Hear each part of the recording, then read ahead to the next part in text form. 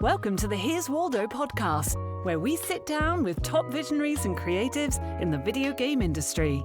Together, we'll unravel their journeys and learn more about the path they're forging ahead. Now, let's get started with the show. Hi, I'm Lizzie Mintis. I am the founder and CEO of Here's Waldo Recruiting, and we are a boutique video game recruitment firm. This is the Here's Waldo podcast.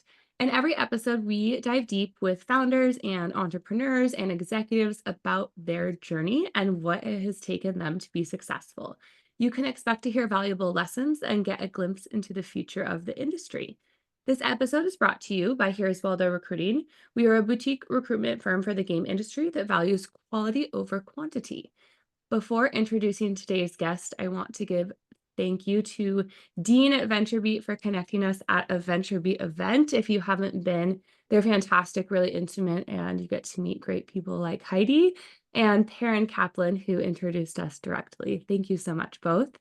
Today we have Heidi Vogel with us. She is the founder and CEO of GuardianGamer. She is an entrepreneur with successful exits. We will have to dig into this. She has a background in video streaming and previously co-founded Active Video. She's a mother of 4, and she struggled with managing her children's digital playground. So in response, she created GuardianGamer's monitoring solution. Thank you for being here. Let's get started. First of all, welcome, and I would love to know more about GuardianGamer and what led you to starting it, your story. Mm-hmm. Well, Lizzie, thank you so much for this introduction and having me as a guest on your podcast. I really love it to talk about what I'm passionate about. And as you described, I am an entrepreneur, and I think it's very important to act upon these struggles in life and do something about it instead of just waiting until other people are fixing it for you. So I understand you have children yourself. So I'm trying to help parents with the digital playground. Do you have any experience in the online world already with your children that you like some help with?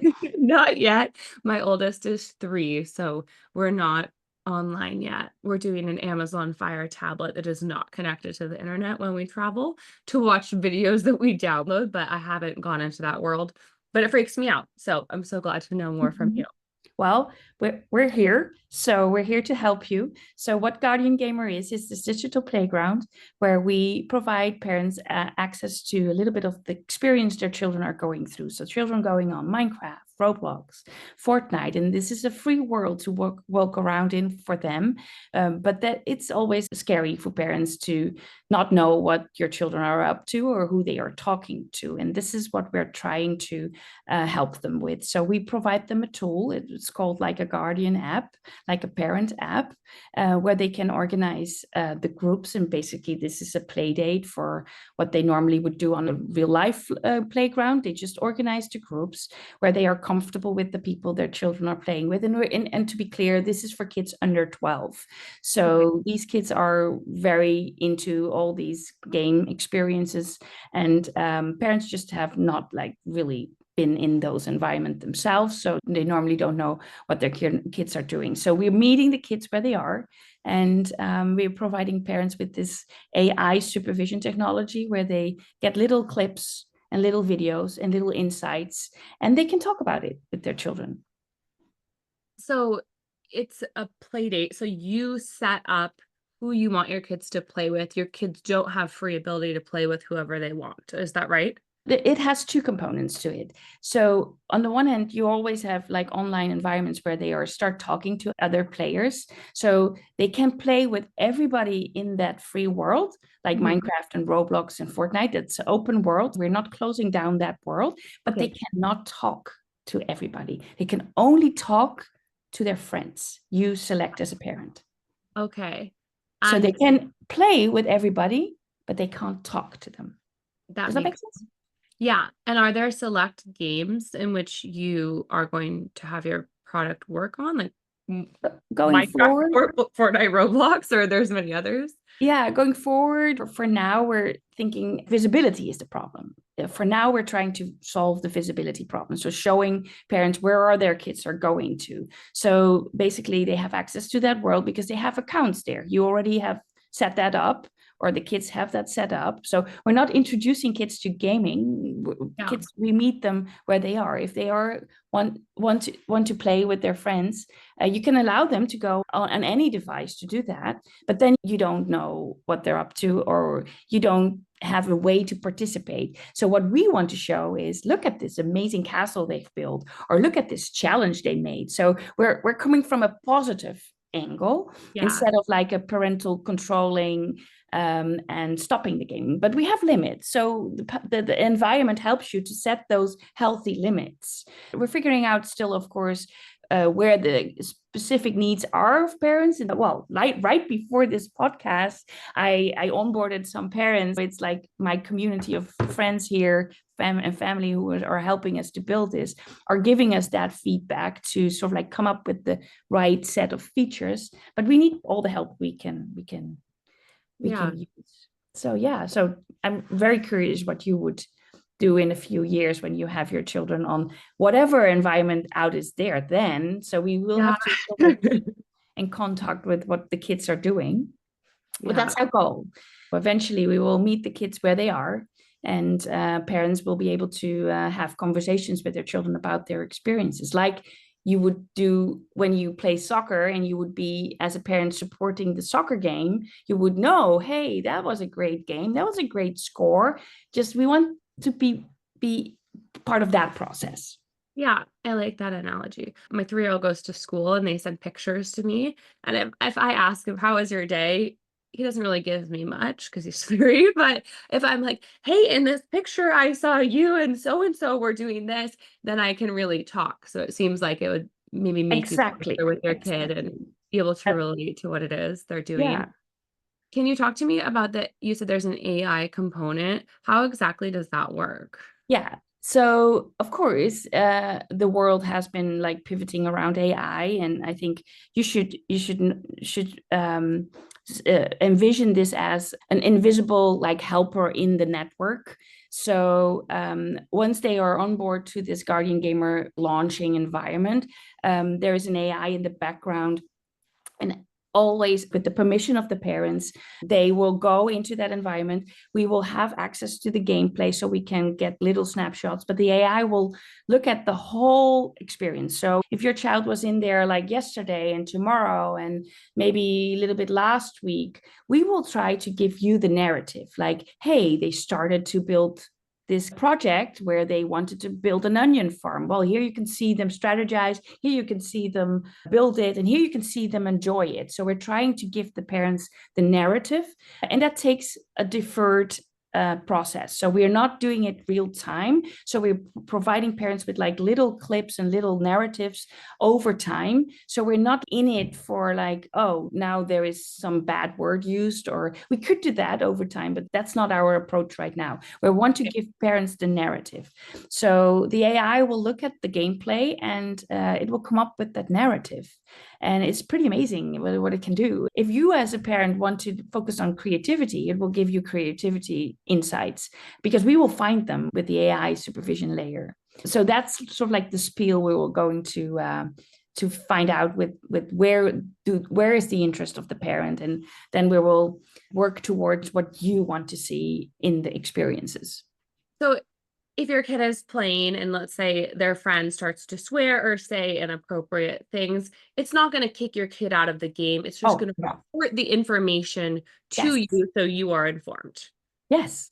So we're hoping to mitigate a little bit, like I've said in the introduction to you, we're bridging here. We're bridging between generations. So parents basically have no clue what is going on in these environments. And that's a little bit how it's supposed to be. Because kids need to have agency to develop whatever character traits they have. If they are involved in inappropriate conversations, then what we will do is we will mitigate. So we will bring this in a humorous way to the parent. So it's not like throwing the child under the bus, because you don't know what the context was. Maybe there was a swear word used, or maybe there was, and especially in gaming, maybe there was like a little bit of a funny situation around some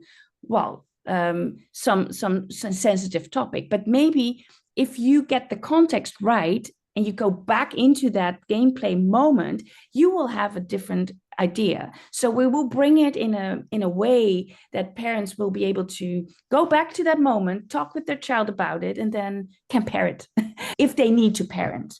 And maybe you don't game with that friend anymore if that is really an offensive situation, or when it's starting to become bullying, but then you're there, you can do something. And this is what parents have been lacking. They have no tool to their availability right now. If you look at the current market, where they can just be there when they are needed. Does that make sense?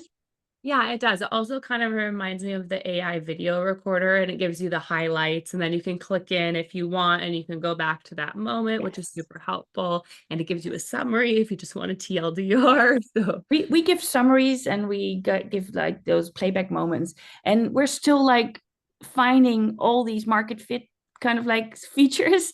And it has of course a price, because we're trying to be available to as many as possible. So as you described, I have a background in streaming. So it's a pretty complex process going on to get all of this ready. So it seems like a little short clip of 1 minute, but to get that 1 minute clip with all those insights for parents where we can show all these benefits, we have to really do a lot of stuff in the background to get that clip. We basically built this whole cloud infrastructure so we can bring this value to parents.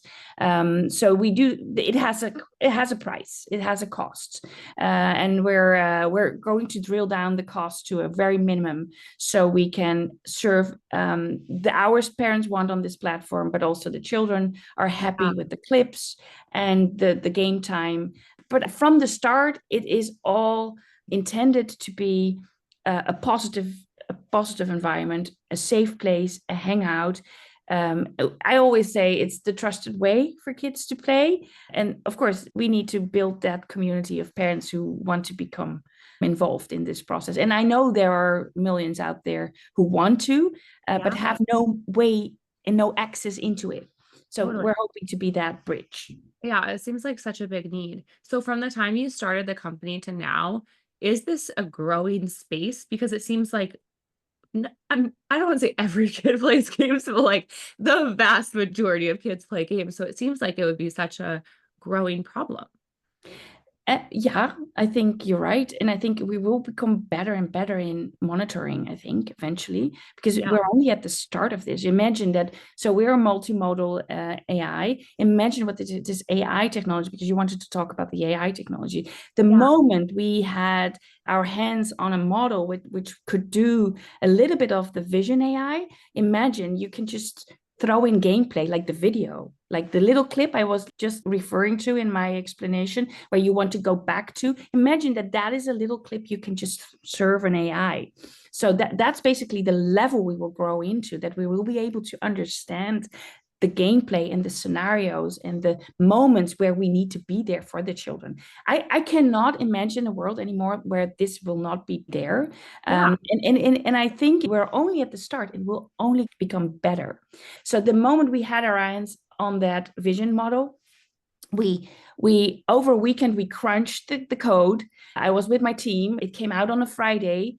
So on a Saturday, we're all on top of the model, getting startup mode. We were in hacker mode. We were like all super excited about like this new capability that came on the market and available for everybody. And of course, we want to have our own model, but we're not there yet. We're just now using large language models with vision capability. So as soon as we got our hands on it, we were able to put it in practice, and we got the clips out of it. They were just much better, because then we got like the vision explaining what really was happening on the screen. So I cannot wait until this is growing and coming into people's households. So did you start implementing this with your own kids? Yes, right? Yes. They're like your first testers.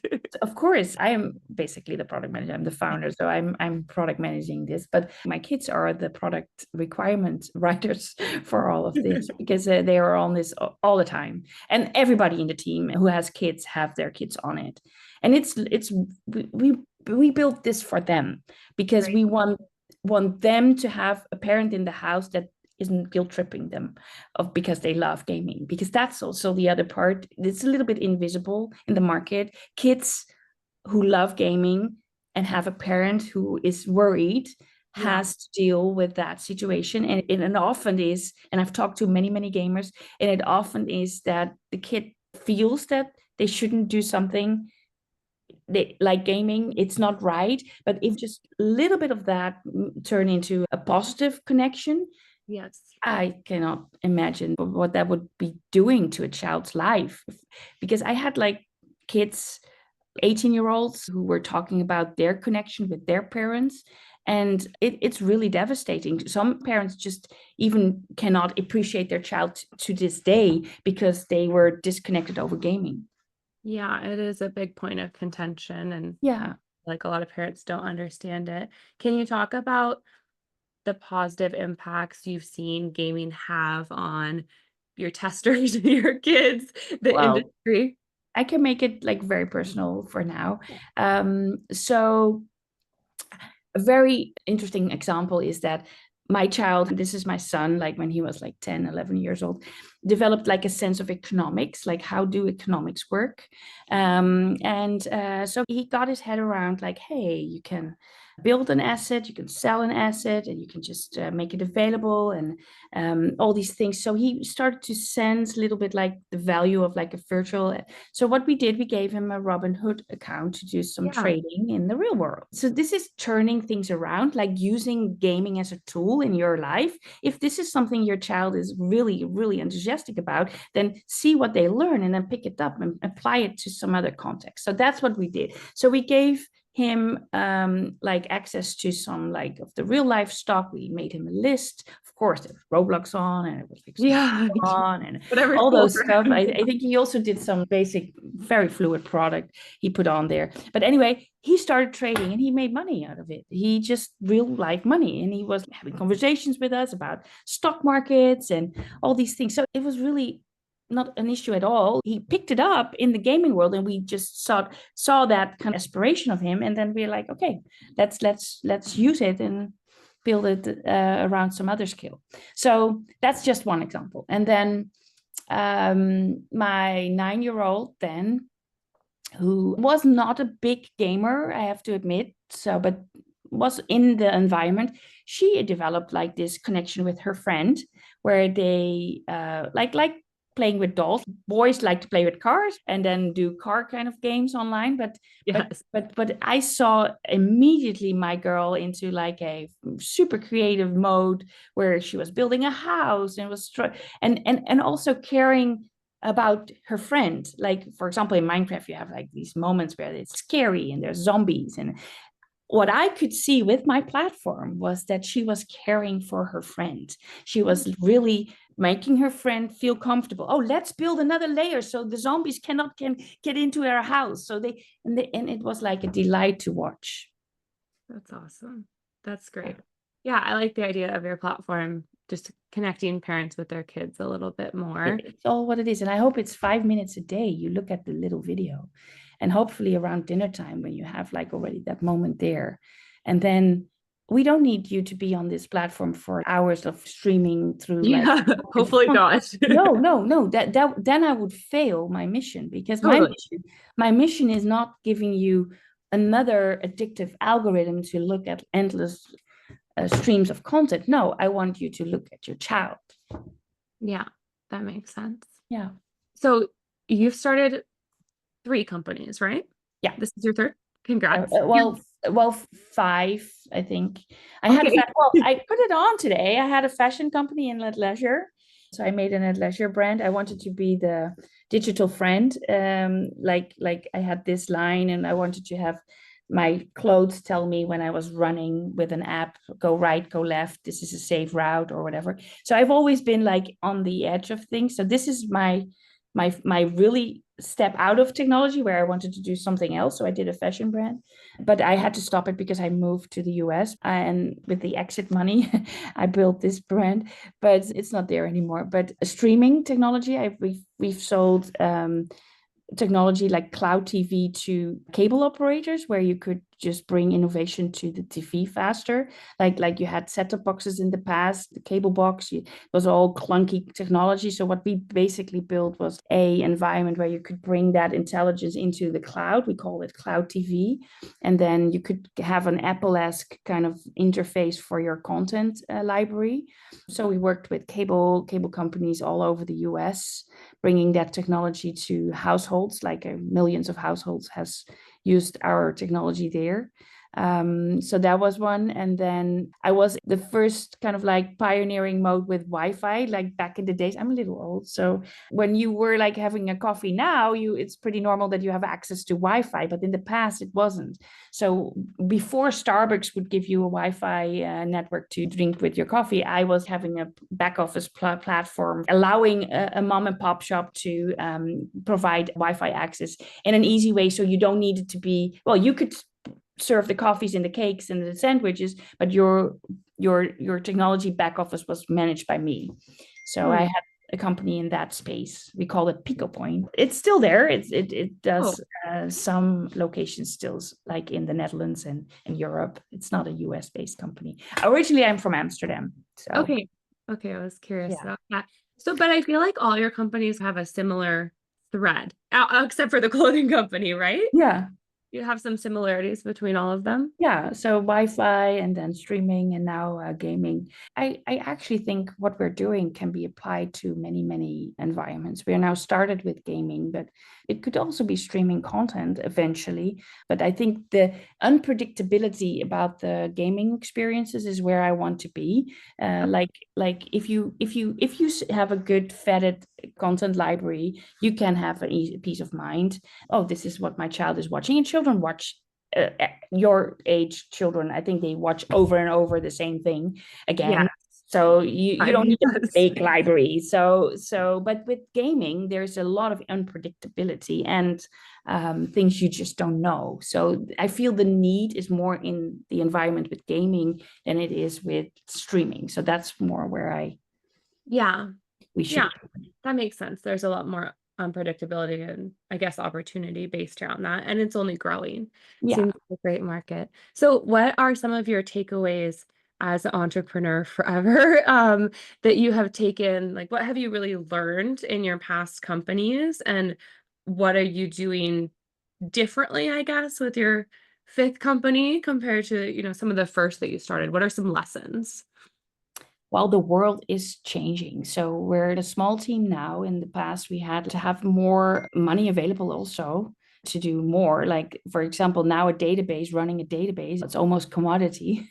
So on the product development side, don't need that big team and you don't need that big pot of money to build something really valuable. So I think that's the takeaway for now, because we're now like in a totally different era. So go back to my first companies in the 90s, you have to have a little bit of courage, or there's a Dutch word for it, and people around you to encourage you, talking to you, and I know I already will be fired up today to work on my company because I have this awesome conversation with you. You have to talk as much as possible with people about your vision, your mission, and what you want to accomplish, because you cannot do this alone. Never do assume that you can make something in isolation. It's impossible. So that's a big takeaway. You have to talk to the world and you have to share what you think is needed so you can have that feedback. But I think as a female entrepreneur, I always gathered myself with a lot of talented people around me, to my earlier point, which I think is great. I have made the best friends in my life and worked with them forever. And I'm still working with them. My team now, my founder team, we know each other more than 35 years. So, wow. And we're old, but yeah, we're young when we had our first gig. So we started when we were like basically 20, and we're now a little bit older. And I think I have a lot more calmness now in myself. I don't need to prove myself. I'm definitely not going to prove myself. I'm just doing what I think is needed. And I think I had that more in the past. So let go of that. Know yourself. I had a conversation with a girl from Berkeley just like last week. I met with her in San Francisco. She approached me on a terrace where I was talking with somebody else. She said, I get such a positive vibe of you. Can we meet? I said, well, yeah, Oh, do that. great. So I had to be in San Francisco last week. So we had a coffee. And I hope she's encouraged to do whatever she had in mind, and she shared it with me. So I will help her. But I said to her, you have to realize that you just have to start and keep going, and you have to be in contact with who you are. If you know who you are, then just figure out, it shouldn't be all kinds of trauma in your life or whatever. Just get rid of it, because you get that one fear, like get over that one fear will open up a new world for you. So know who you are, and then just go. Don't wait. Don't go and let all kinds of accelerator program tell you this is what you need to do, or this. You need to know the process. So you need to educate yourself for the process. I said, I can help you with the process, but then you need to be in contact with who you are, and then just go and never stop. And something also you're passionate about. I think I see people who want to get into a space because they think it's the next thing, and that's okay. Or, it's like going to make them money. But if you don't have that passion, I think it will be very hard. And one other, totally. One other point we made in that coffee, just go to refer to it, is saying that if you think there is a problem to solve, don't focus on the solution. Not at the first kind of like thought, like, oh, I have a solution for a problem, or find a problem with a solution. No, that's not the right order. If you have a problem currently you want to eventually solve with something, whatever that is, focus on that problem. I said, make sure you talk to a few people, let it be 10, let them tell you that they also have that problem, and make a count, make a list. Is that a big enough of a problem to solve with what you thought would be a good solution? But don't focus on the solution, focus on the problem. So that was another tip and a takeaway. But in the past, I might have done it maybe the other way around, because we were all opportunity driven, because we had a skill. I had like this amazing group of Wi-Fi people around me. So I started with finding this problem in the Wi-Fi space, and I was well connected to get that problem going into something successful. But it's addictive to do companies like this. I just love it. For the entrepreneur, it is addictive, and I get that. For the average person, they're like, I would never do that. But yes, I love your entrepreneurism. When you were starting your own business this time, obviously you have like all the business fundamentals. You've had many companies, but for somebody that wants to break into an industry they haven't been in before, like, I mean, the fundamentals of business and streaming are the same, but games is a new industry. Oh, totally. Can you share your experience on how you figured out oh my God, navigate games? Oh my God. So it's such a amazing industry, I can tell you. And I think I maybe even talked with Dean about this, like when we had the coffee. It's already like a few months ago again. Yeah. But the cable industry is very conservative. It's very, and it's of course because of the market. So it's a completely, and the streaming wars was like a big thing. So you have a different landscape there. So you can't compare the things, but basically conservatism is not fun, because especially if you're a supplier to that kind of market, it's really difficult to sort of like get your first deal. Gaming industry people, like in itself, those are the creative class. Those are the people who whatever they do it because they are passionate about it. And they have trust in their audience, that they make something for an audience. So there's less territorial kind of like behavior, and everybody's open, and everybody's basically doing what they love. Such a different group of people. It's not comparable. To get my path into it, I went to the bigger trade shows like GDC. I met you, maybe not at DICE, but I've been at DICE. And to be honest, for this particular problem, it's affiliated to gaming. It's not like I make the game, or I am in the creative process of the game. So for me, I don't sell into the gaming industry. I'm selling into a total different market. I'm just solving a little affiliated problem here.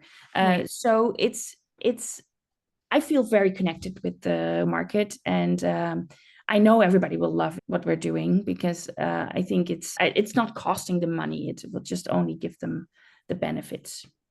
Peace of mind. That's what I like. And peace of Having mind for time parents. saving, supporting my kid, and having peace of mind. Simple needs, what you hit on. Yeah.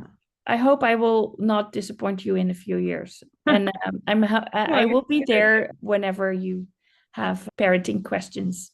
Maybe I've been in similar situations. I'm always happy to help. Oh, thank you so much. Okay, I have one final question. And before I ask it, I want to point people to your website, GuardianGamer.ai. AI. Yeah. .ai. Yeah. The last question is, obviously you've had so many businesses and a ton of success, but who have some of your biggest mentors been? I always like to highlight even the most successful people have mentors, and what have they taught you that's really resonated with you? Encouragement. So for this last company, I felt an instant connection with her story, Lisa T. She has been like a pioneer in this space. And I had only 2 conversations with her, and I wish I had more. I don't want to call her a mentor, but I for sure think she would love to be called like that. But she was a little bit limited in her time schedule to take on the mentor job full. But I felt very encouraged by her story. She made this amazing technology and she tried to make a deal with Apple. It was like a big technical invention. She pioneered it, and her passion for solving some of the problems in this space, it really beamed out of the screen. And during our conversations, I really want to show her that there's people like her who want to continue in her path, helping her to get her mission, her original mission, accomplished. Because if only one soul is hurt, I will fail. She's a big inspiration. So Lisa T, I think I want to mention. She probably maybe doesn't recognize herself in being my mentor, but I really felt her encouragement. And other people, one of my co-founders, he is weekly with me on the call. He has a ton of experience in the Wi-Fi space. He basically invented the term Wi-Fi, marketed it, because how do you explain complex things to people in a very easy way? So the word Wi-Fi. Well, yeah. So how can I explain? And now I have Gigi. Yeah. So we go from Wi-Fi to Gigi. So I want to be the Gigi in the network, like of the Jai Jai, or I don't know how we're going to call it, but I want to have some similar industry standard, like we've accomplished with the Wi-Fi Alliance. Like, how do companies interconnect over a technology? How can we get everybody on a safe kind of path? How can we build an association for the gaming industry where they can be saying, okay, we're doing our part, we're helping families to keep their kids in a positive vibe. So I have a guy who's in my team, Jeff Abramowitz. He's helping me and he's coaching me, and he's one of my go-to persons for every question. He's very well connected also here in the area. So yeah. And of course my own partner he's always there for me. So you should have somebody at your side. That's great. I like what you said about how the person that's made a big impact on you might not necessarily know. I had a wonderful guy named Joe Nichols on my podcast, and he does this thing called Joe 100, and he makes videos for 100 people in his career that have influenced him, and then he posts them and says something nice about the person. It's a great thing to do, but so many people are like, wow, I can't believe you remember that. I can't believe this really lasted with you. So that's so sweet to hear. Inspiration is really needed to keep going, because it's sometimes a little lonely, but yeah, and having a company is very hard. I'm not there yet. I need to keep going. Yes, I know I have to keep going. So yeah, it's a journey. We've been talking to Heidi Vogel, who is CEO and founder of GuardianGamer AI. Heidi, where can people go to contact you, learn more about you, or beta test GG? So we have a sign up form on the website. It's like a big button. You will see it. So leave your email there or message me. I will reach out. But Heidi at Guardian Gamer. It's like the easiest way. That's easy. GuardianGamer.ai. Yeah, then it's .com. .com. Okay. Well, for the email. Yeah. Okay. Thank Very you. confusing. But GuardianGamer AI for the sign up. Okay. Thank you. Thank you so much. Thanks so much for listening to the show this week. To catch all the latest from Here's Waldo, you can follow us on LinkedIn. Be sure to click subscribe to get future episodes. We'll see you next time.